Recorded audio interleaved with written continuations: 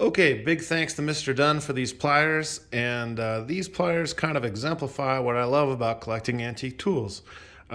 These particular pliers are the vacuum grip snap-on pliers. If you look on the side there, they've got the suction cups like an octopus, and that's where they got the name vacuum grip.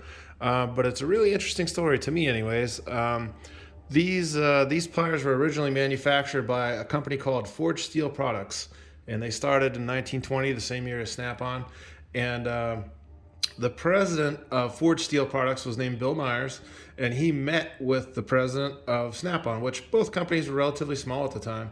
And the representative from Snap-on, the president's name was Stanton Palmer. So Stanton Palmer and Bill Myers became good buddies, actually, and they were really impressed. Snap-on was really impressed with the quality of their pliers, and they started to run them in their catalogs starting in 1924. And it was a real boon. The Myers family actually owned the plier company. It was real small. It started in New Jersey, and after they started running them in the Snap-on catalog, they really started selling quite a few.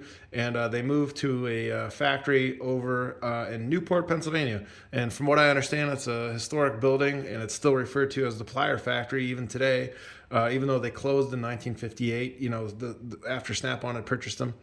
But the interesting thing to me is these guys became buddies. And then in 1931, the Snap-on president, Stanton Palmer, passed away. And Myers, who was the president still of the Forged Steel Products Company, actually took over and became president of Snap-on and Forged Steel Products until his death in 1939. But pretty wild. A lot of these things are fascinating to me. I mean, some people just say, hey, it's an old pair of pliers, but looking into the history of it makes you feel like an archaeologist.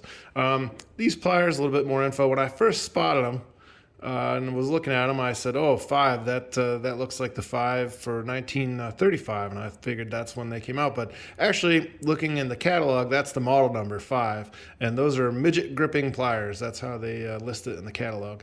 And they're a smaller plier. And then if you look on the inside handle here, if she'll focus, it's actually a 9, which indicates it was made in 1949.